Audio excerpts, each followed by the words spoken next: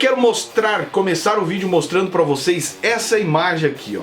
Essa imagem foi postada por um membro da diretoria da alta cúpula de Curitiba, aonde ele passou uma mensagem subestimando o nosso trabalho. Isso foi postado no perfil dele, eu não vou dar nomes aqui, mas foi postado no perfil dele antes da Assembleia Geral.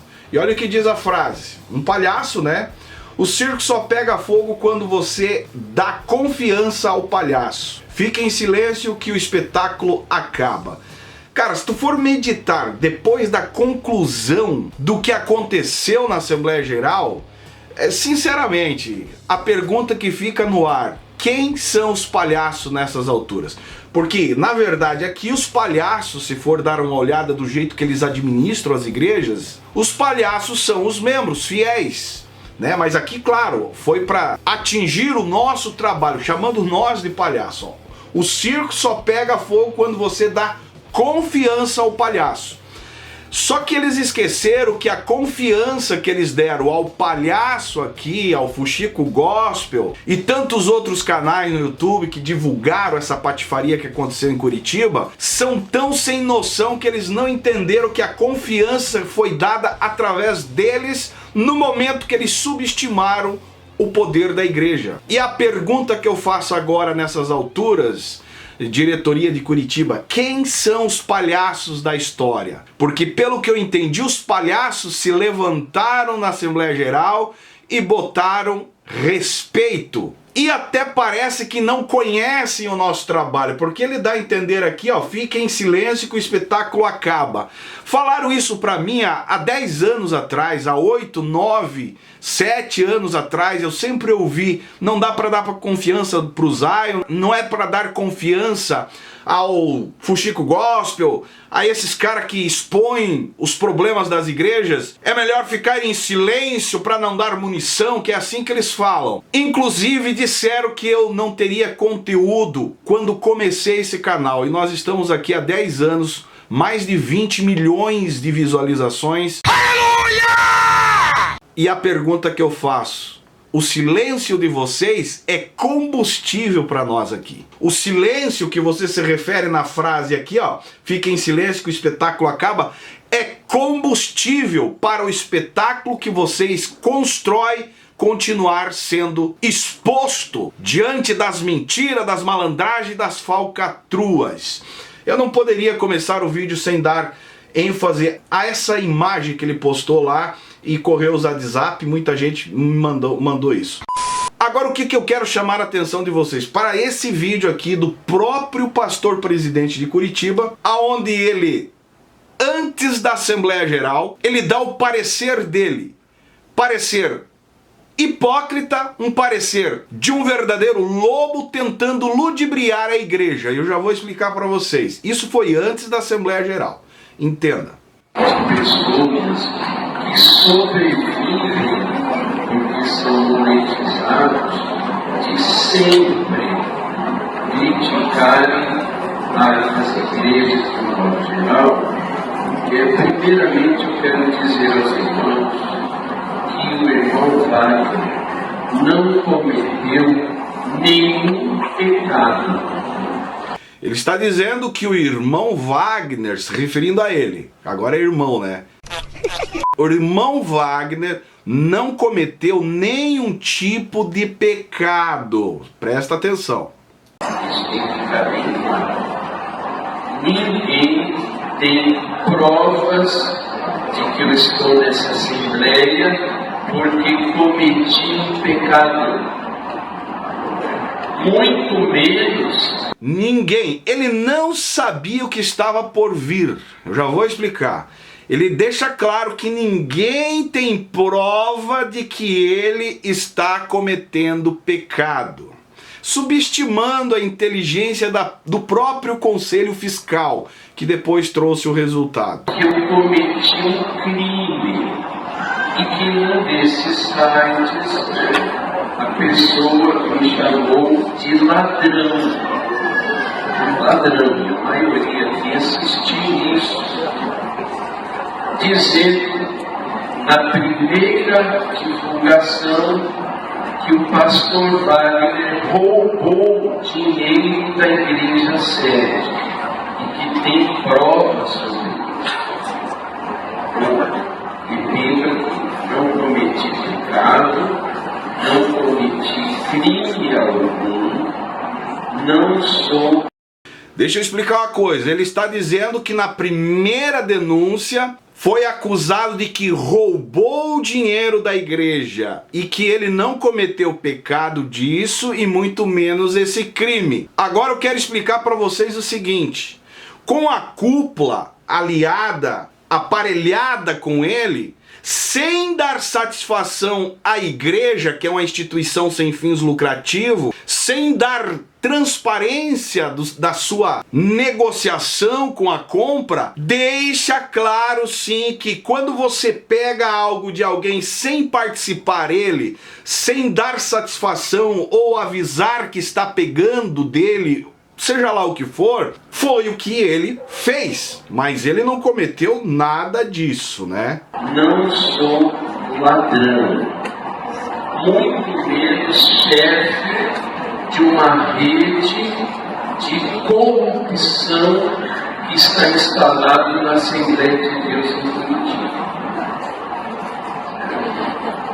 Bem, como isso não bastasse, até esse momento aqui, o Conselho Fiscal não tinha apresentado as provas de irregularidade. E detalhes, junto com essas provas, sérios vícios. Vícios esses de manipulação do dinheiro da igreja, sem trazer transparência e sem dar satisfação ao povo. Porém, depois de tudo que aconteceu, que o próprio, eu não tenho todos os áudios aqui do Conselho Fiscal discursando, o próprio Conselho Fiscal esfregou na cara dele.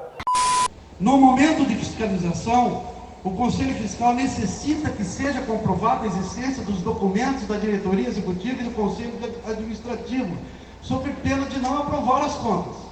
Porém, é necessário que se diga, já foi até esclarecido no relatório dos irmãos, há uma realidade que pode ser desprezada, que não pode ser desprezada. Nem sempre o vendedor consegue ou quer esperar muito tempo para a concretização da venda. Depois de aprovado pela diretoria executiva e o Conselho Fiscal, obter a aprovação de uma compra de uma assembleia que pode demorar 30, 60 dias ou mais, né? Por esse fato, o regimento interno criou uma regra que permite que alguns bens sejam adquiridos sem que sejam previamente submetidos à Assembleia Geral de Membros, que impõe, nesse caso, várias obrigações. Então, para que eles tenham liberdade para fazer isso, que uma emergência, uma compra necessária, tem que obedecer o seguinte, slide 3, por favor. Se a Assembleia Geral pode decidir tudo, para que serve o Estatuto e as regras e os princípios que a orientam? É uma pergunta que nós fazemos. No presente caso, as letras B, C e D do parágrafo único do artigo 19 do regimento interno foram totalmente ignoradas. No slide 4, por gentileza. A proposta de compra e venda será aprovada pela diretoria executiva e mediante prévia justificativa de necessidade, devendo vir acompanhada de avaliação de mercado com cotação mínima de 3 imobiliárias ou outro órgão avaliador, análise financeira da disponibilidade econômica e parecer do departamento jurídico sobre a regularização do imóvel e as condições de aquisição. Exigências da letra B não existe, pois não foi enviado a esse Conselho Fiscal a aprovação da diretoria executiva para tal compra. Ela está dentro de um relaxamento de prazo que nos foi pedido. Não existe, pois não foi apresentada uma justificativa prévia da necessidade da compra de um apartamento para ser casa pastoral. Ou seja, por que esta compra tem prioridade em relação às outras necessidades da igreja? Será que não existem prioridades maiores?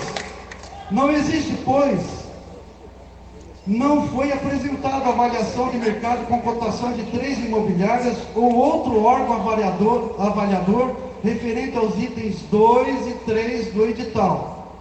Não existe.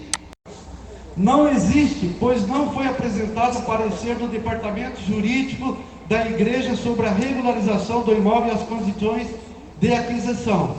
Resumindo, a letra B do parágrafo único do artigo 19 do Regimento Interno não foi cumprido na sua íntegra. Exigência da letra C: não existia no momento da assinatura do contrato de compra e venda e início de negócio, nem na data da escritura de compra e venda, parecer do Conselho Administrativo que pudesse aprovar a proposta da diretoria executiva, acompanhado da documentação que acabei de mencionar, porque simplesmente ela não existia e hoje não existe. O parecer do Conselho Administrativo apresentado a esse Conselho Fiscal está datado em 14 de setembro de 2023, como foi apresentado. Vou repetir: 107 dias depois de efetivada a compra, e diz apenas o seguinte, slide 5, por gentileza: emitir parecer favorável à aquisição, compras já realizadas pela administração dos imóveis abaixo relacionados. Em seguida, a leitura que o prezado já fez. Ora, com todo respeito aos irmãos do Conselho Administrativo, isso não atende ao requisito mínimo de um parecer. Qualquer parecer precisa estar fundamentado em considerações que sustentam a decisão. Nesse caso, poderia ser a proposta da diretoria executiva e seus anexos exigidos na letra B, mas como isso não existe, ou não foi enviado a nós, ao menos eles poderiam tentar transportar para esse parecer que foi, os registros dessa SA que eles acabaram de ler. Registrar a não existência de proposta da diretoria e dos demais documentos exigidos na letra B do parágrafo único do artigo 19 do Regimento Interno. Nesses elementos não existem. O Conselho Administrativo não se preocupou em registrar as vantagens de negócios, embora tenha sido feito um relatório ali, posterior. O Conselho Administrativo não se preocupou em trazer anotações ou considerações sobre viabilidade econômica e jurídica do negócio perfeito, embora esse item, penso eu, que foi desfeito pela apresentação do relatório agora. Em resumo, o parecer do Conselho Administrativo é, com todo o respeito devido aos seus membros, uma peça ineficaz e não serve para sustentar a compra. Os seus membros, com devido respeito, sequer consideraram as exigências do parágrafo único do artigo 19 do Regimento Interno. O slide 6, por gentileza. O Conselho Administrativo deverá aprovar a proposta, podendo solicitar de forma justificada novas avaliações ou exigências pertinentes. Efetivada a compra, a diretoria executiva deverá comunicá-la à Assembleia Geral na reunião ordinária ou extraordinária imediatamente posterior à aquisição. Por fim, a letra D do parágrafo único do artigo 19 do Regimento Interno também foi ignorada, pois no mês de julho de 2023 houve uma Assembleia Geral extraordinária e a compra do apartamento podia referir a Assembleia, configurando novo e grave desrespeito ao regimento interno. O Estatuto e o Regimento Interno são leis que regem a administração da igreja. O administrador não pode ignorar, nem mesmo a Assembleia pode deixar de as obedecer ou tê-las como algo menor. Não é algo menor, com certeza. Seria o mesmo que no nosso dia a dia ter uma lei e na hora de praticar os atos de gestão, o dono ou gerente da empresa deixar de cumprir a lei alegando não conhecer ou ter esquecido da sua existência. Isso é até um descaso. O artigo 3º da Lei da Instrução de Normas do Direito Brasileiro diz o seguinte: ninguém se excusa de cumprir a lei alegando que não a conhece. No presente caso, insistimos. Lembrando, nosso pastor presidente foi o advogado que assinou o regimento interno, onde as regras que deveriam ter sido cumpridas e ali estão escritas. Vamos adiante. Com mais algumas irregularidades que constatamos em horas durante noites e madrugadas, por conta de uma assembleia para convalidar um ato nulo. A construtora de um imóvel novo, ao celebrar um contrato de compra e venda e receber uma entrada do valor do imóvel, deve verificar se os requisitos do Estatuto de Regimento Interno foram observados. No caso de uma instituição sem fins lucrativos, que é o nosso caso, mas ela não agiu assim. Se o parecer jurídico exigido no regimento interno fosse buscado, será que nós não teríamos evitado essa falha? O cartório que faz uma escritura pública de compra e venda, que é responsável pela exata verificação e regularidade do negócio jurídico, também ignorou a existência do Estatuto da Igreja e de seu regimento interno, e no instrumento nada consta sobre esse fator. Nossos administradores também não se preocuparam em concretizar um negócio jurídico seguro, buscando cumprir a nossa lei. Aqui se repete a indagação: se o parecer jurídico exigido no regimento fosse buscado, será que essa falha teria sido detectada? Assim, no entender desse Conselho Fiscal, a escritura pública que finalizou todo o negócio é nula, ou seja, tem um defeito jurídico, não pode ser resolvido com documentos posteriores, até porque muitos deles ainda hoje sequer existem. Na visão desse Conselho Fiscal, a nulidade não pode ser resolvida com documentos posteriores, que talvez apresentados oportunamente foram apresentados. Mas os problemas não param aí. A escritura de compra e venda foi assinada por um procurador da igreja. Usou para assinar a escritura de compra e venda dos dois imóveis uma procuração pública que confere a ele poderes para assinar a escritura pública de compra e venda de imóveis. A procuração foi feita com base no que estabelece o inciso 5 do artigo 49 do Estatuto, slide 8. Se essa maneira que está ocorrendo aqui hoje, de convalidação de atos já realizados, essa maneira que está ocorrendo, o ato já aconteceu e nós estamos convalidando atos já realizados da diretoria, mesmo de maneira errada, irregular, ou boa ou má fé, não estamos entrando no mérito, se tornar uma prática, não haverá mais necessidade dos conselhos, em especial a inutilidade do Conselho Fiscal. O fato ocorre, vem na Assembleia, aprova e não acontece. Eu peço a manifestação que nós... Agora eu quero ver se o senhor presidente de Curitiba vai ter cara para continuar fazendo esse discurso, se desculpando e se vitimizando como que não tenho pecado, não sou ladrão, não fiz nada de errado. Eu quero ver agora, após a Assembleia Geral, se o senhor vai fazer uma reunião com a igreja e continuar fazendo esse mesmo discurso aqui. Amém? E detalhe, tem ainda um agravante, porque tem advogados envolvidos aí. Se todos os conselhos fiscais fizessem o que foi feito em Curitiba, em todas as igrejas, com certeza a patifaria não ia continuar com o dinheiro do povo. Amém? Entenderiam que não é a ovelha que tem que servir eles, e sim eles que devem serviço à igreja, e satisfação por estar na liderança de uma instituição sem fins lucrativos chamada igreja. Agora você que defende, pode não ter roubado, beleza, pode não ter roubado, mas fez uso indevido do dinheiro da igreja sem dar satisfação. Para mim é malandro da fé a mesma coisa. Porque enquanto isso tem pastores em Curitiba que não recebem salário, moram de aluguel, trabalham, prestam serviço para ele a troco de marmita e gasolina, e ele tirando todo esse volume de dinheiro para viver numa vida boa em nome de obra de Deus, que é uma palhaçada. Vai queimar no inferno! E eu vou encerrar o vídeo lendo o que eu recebi para vocês entenderem mais ou menos a ideia. Olha só, é um e-mail que eu recebi que diz assim, ó: cresci dentro da Assembleia de Deus Central de Curitiba, hoje sirvo em outra denominação.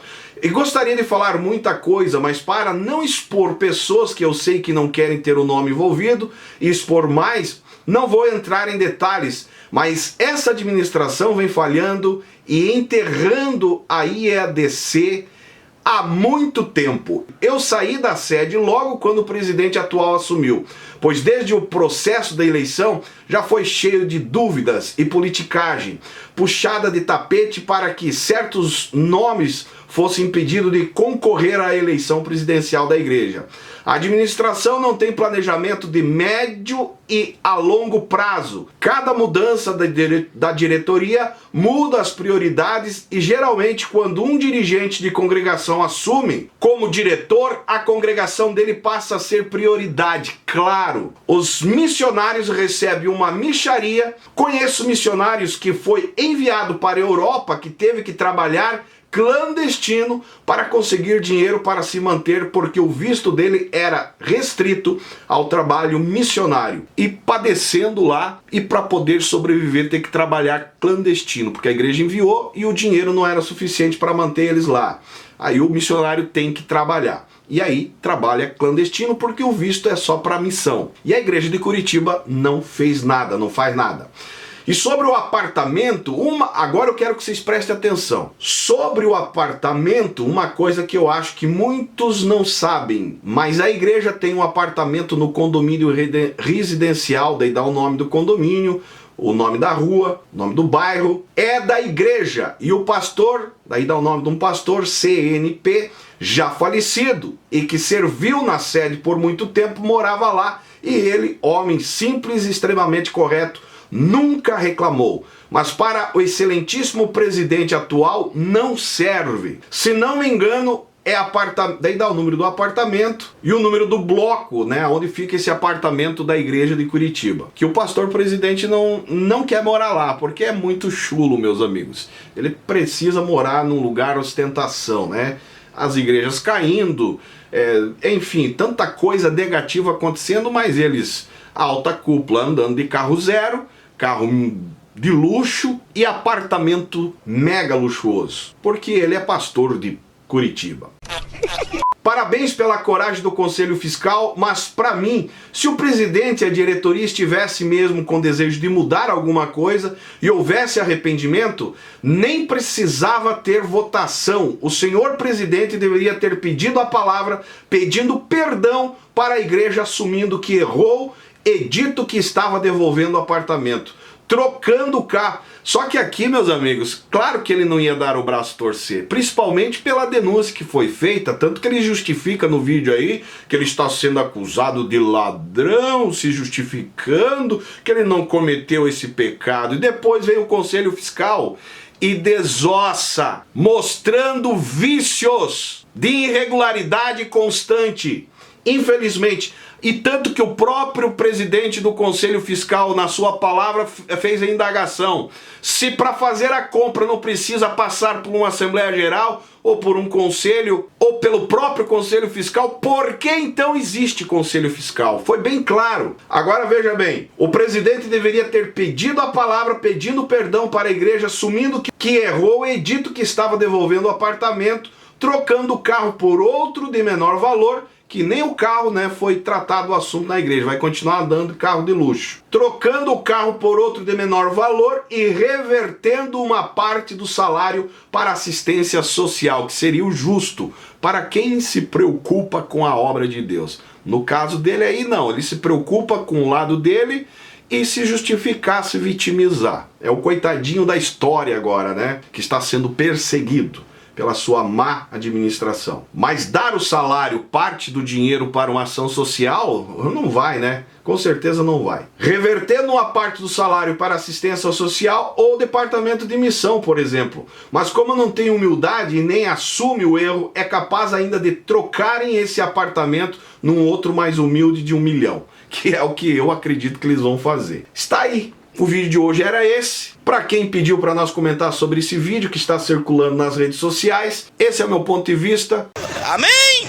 Concluindo que houve sim uso indevido do dinheiro da igreja. E Ponto. Se você não gostou, meu amigo, é defensor desse pastor lobificado de Curitiba, coma pouco. Se você gostou, coma muito. Ajuda nós a divulgar o nosso trabalho e tamo junto. Estamos aqui justamente para isso. Mostrar a realidade que acontece nos bastidores desse contexto evangélico, que é uma verdadeira nojeira. Encerro o vídeo pedindo para você interceder pelas famílias que estão sofrendo nesse momento de conflito entre Israel e aquela milícia. Tenta entender que tem muita gente dizendo que Israel está atacando desnecessário. Não é bem por aí o caso. Aquilo ali é um contexto complicado, é milicianos que atacaram sem piedade nenhuma o contexto de Israel. Israel está se defendendo.